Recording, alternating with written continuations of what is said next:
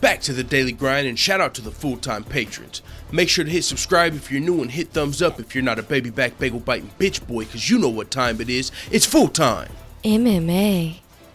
Holy smokes, what a knockout, full-time family. This reminded me of Alexander Gustafsson versus Glover Teixeira. You guys remember that triple uppercut Alexander Gustafsson finished the fight with? Holy smokes, Raoni Barcelos' right uppercut was like a heat-seeking missile this whole fight, rounds 1, 2, and 3. It repeatedly found its target. Kurt Holobaugh showed his chin in this fight.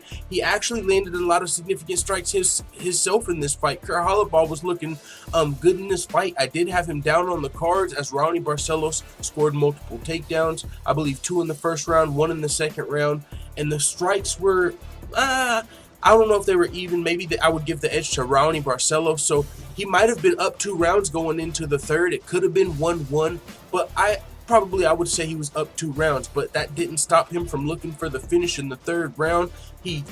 This finish was something like a video game, man. He started off with a left hook. Oh no, I'm sorry. It was a right hook, left hook. And then he landed the right uppercut, and then he followed it up with one more fucking right heat-seeking missile uppercut, and it just sent Holobaugh down. There wasn't no need for any follow-up TKO. It was actually a standing knockout but he landed 4 shots standing. It was kind of like TKO standing up, but it was just big shot after big shot.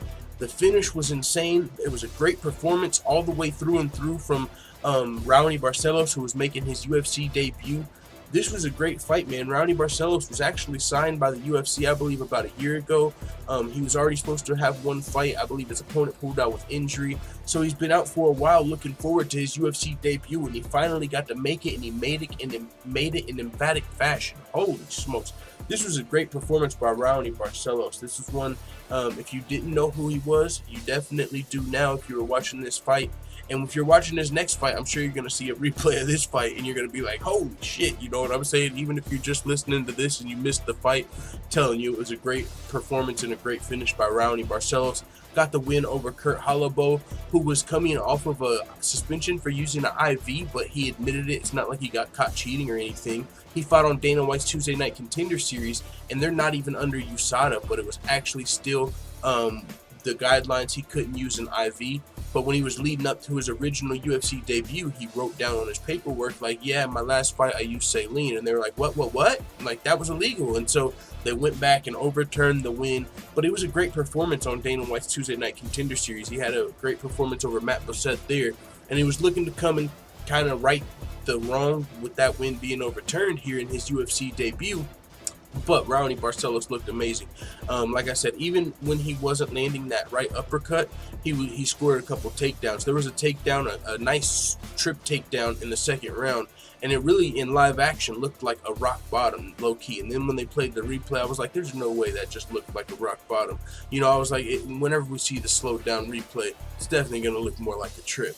Nope, it was a fucking rock bottom. So that was another cool thing in the fight in the second round. So great fight, great performance by Raoni Barcelos. Congratulations. Let the full-time family know what you guys think in the comments.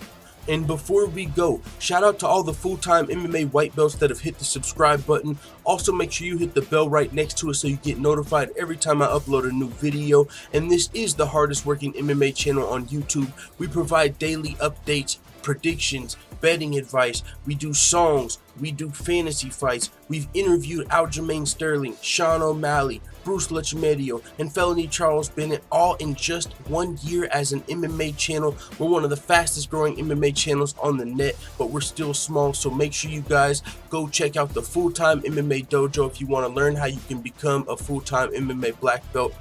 And while you're there, you can see where this MMA channel started from, some of the goals we have for the channel, and even more cool videos just like this one if you enjoyed it. So thanks again to all the full-time MMA white belts that have hit the subscribe button. And also, if you're just lurking and this is your first time seeing a video, appreciate that as well. I'm out. Da da da da da. It's the motherfucking DOG.